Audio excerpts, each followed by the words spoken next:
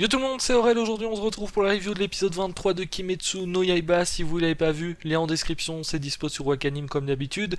Et on attendait tous cet épisode pour voir la réaction de Nezuko face au sang de je ne sais plus quel pilier, je sais plus son nom malheureusement. Bon, le nom des piliers, je vous le dis, il va falloir du temps avant que je les retienne parce que clairement on les a vus une fois et il faut du temps tout simplement. Il y en a tellement à assimiler pour le coup que c'est compliqué. Bon, sa réaction c'était un petit peu obvious, j'ai envie de dire. Hein, je l'avais dit de toute manière, ça m'étonnerait qu'elle réagisse de manière à vouloir bouffer le gars. Donc elle tourne la tête. Par contre, la scène était quand même bien faite parce qu'on a vu son passé, etc. Notamment quand elle était encore avec sa famille. Bon, la scène était très bien faite, je trouve, pour le coup, avec la petite musique et tout. Bon, on a l'habitude, j'ai envie de dire, avec Kimetsu no Yaiba. Et par-dessus, ben, on avait Sakonji qui reparlait parce qu'on avait appris un petit peu plus tôt, hein, je sais plus c'était dans quel épisode qu'on avait appris que Sakonji pendant qu'elle dormait essayait de lui assimiler comme quoi il fallait pas qu'elle mange les humains, qu'elle devait être de leur côté, qu'elle devait les protéger, etc. Je sais plus quand est-ce qu'on a appris ça, je crois que c'était dans les épisodes 6 ou 7, hein, un truc comme ça. Et elle se rappelle de tout ça, donc la scène vraiment était très bien faite, je trouve, à ce niveau-là. Et du coup, bah, c'était cool, même si c'était un petit peu obvious. Malgré ça, elle bavait, etc. Donc on voyait que, oui, elle a tourné la tête pour pas donner l'impression qu'elle voulait bouffer quelqu'un. Mais d'un autre côté, ça se voit qu'elle a réussi à se contenir, mais il en fallait très peu. Hein. Donc je pense que si un jour elle a plus son bambou dans sa bouche et que il faut bouffer quelqu'un, elle le fera sans souci, à mon avis. Hein. D'ailleurs, j'en ai déjà parlé plusieurs fois durant mes reviews que j'attends le jour un petit peu où Nezuko va péter un câble par rapport à Tanjiro si jamais bah, il lui arrive quelque chose, etc. J'ai dit que le jour où elle va péter un câble, ça risque de mal tourner et elle pourrait bien devenir entre guillemets une ennemie pendant un certain temps. Je pense en tout cas parce qu'elle n'aurait plus le contrôle d'elle-même. Mais voilà, pour le moment en tout cas, elle l'a toujours. Bon, c'est l'heure de la réunion, j'ai envie de dire. Juste avant ça, il y a une petite parole quand même qui fait penser à quelque chose, c'est que le chef des pourfendeurs a parlé de Tamayo à Tanjiro et lui a dit bon bah tu lui remettras le bonjour machin. Donc c'est pour montrer en fait qu'il connaît Tamayo par rapport à Tanjiro. Et Tamayo, on se souvient d'elle, bon pour ceux qui se souviennent pas, on l'avait vu dans les épisodes 7 il me semble, je crois qu'elle était apparue à peu près à ce moment-là, peut-être 8 même plutôt. C'était la femme démon entre guillemets parce que bon c'était un démon gentil, donc c'était la femme démon du coup qui était avec son acolyte. Oh, je sais plus le nom de son acolyte par contre. Mais bon, qui avait aidé Tanjiro notamment quand ils se sont battus contre les deux démons, celui qui était à flèche et celle avec ses balles. Donc voilà, c'est à partir de ce moment-là qu'on peut se dire que le chef des pourfendeurs, quand même, il connaît d'autres démons qui sont du bon côté. Donc c'est peut-être un petit peu pour ça aussi qu'il arrive à accepter plus facilement Nezuko. Bon, de toute manière, il était déjà au courant de tout finalement, mais bon. Ça se voit que contrairement par exemple au pilier, ben lui il réfléchit un petit peu plus et il est prêt à accepter des démons de leur côté. À mon avis d'ailleurs les piliers ne sont pas au courant de l'histoire avec Tamayo parce qu'il n'y a personne qui a réagi quand il a dit ça. Donc bon je pense qu'ils ne sont pas au courant de tout ça. Et bon, vu leur réaction quand ils ont appris pour Nezuko, voilà, s'ils apprennent que leur chef finalement, ça fait bien longtemps qu'il a accepté d'autres démons dans le groupe, bah voilà, enfin, bon, qu'il a accepté d'autres démons dans le groupe, entre guillemets bien entendu, vu que elle fait pas vraiment partie du groupe des pourfendeurs, mais bon, en tout cas, c'est une alliée, hein, on va dire ça comme ça.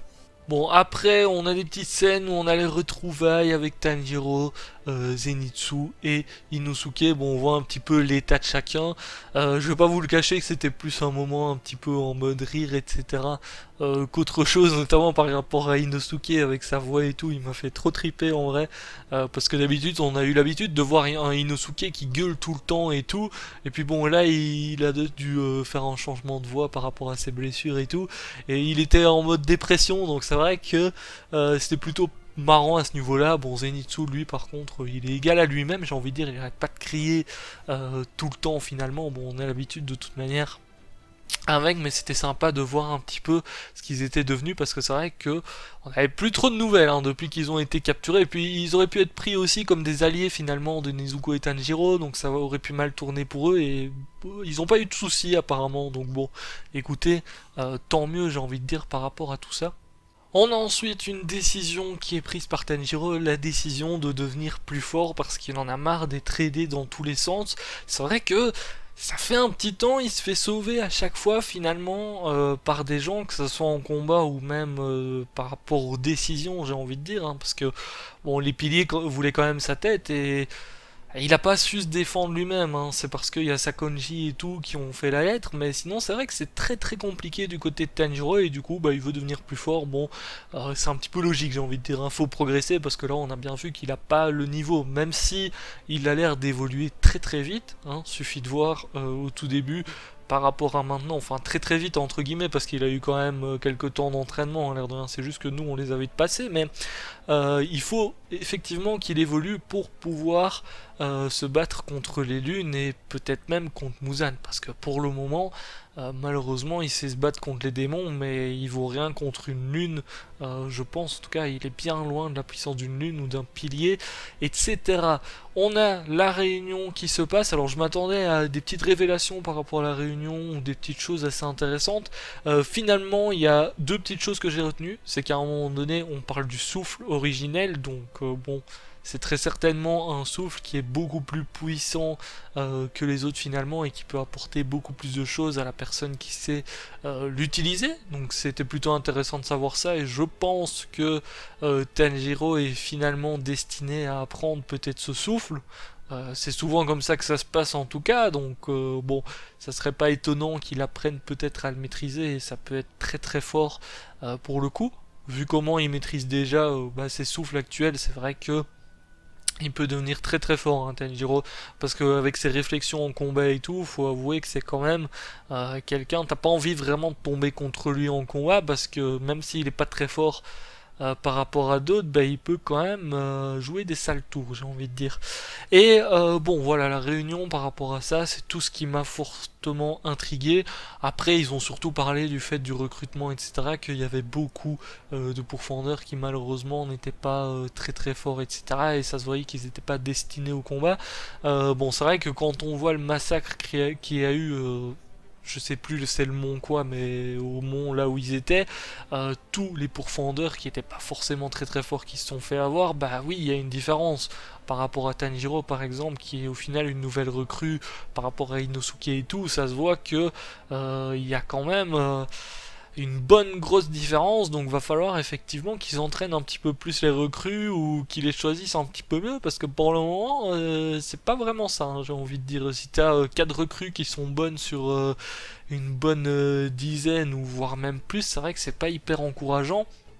Mais bon, il y a notamment le chef des pourfendeurs qui est assez confiant, et d'ailleurs on a le petit serment à la fin. Je pensais que le chef c'était quelqu'un qui était pas forcément hyper gentil, mais finalement petit à petit on voit qu'il est quand même assez gentil, parce que je me suis dit, oh là, vu sa tête qui est en mode plein de cicatrices et tout, peut-être qu'il est pas forcément hyper clean. Et apparemment, il a l'air clean, de ce qu'on voit jusqu'ici, il a l'air clean, donc je pense qu'il l'est.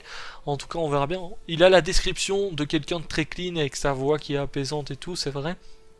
Donc je pense que oui, il est très très gentil, mais on verra bien, on n'est jamais au bout de nos surprises, j'ai envie de dire. Donc on va se laisser là pour cette petite review, impatient de voir la suite, même si, bon, j'espère qu'on va avoir des révélations, peut-être du côté des démons et tout, peut-être qu'on va apprendre justement que Muzan apprend que sa 11e lune a été battue et tout, ça peut être hyper intéressant de voir ce côté-là, donc j'espère qu'on le verra.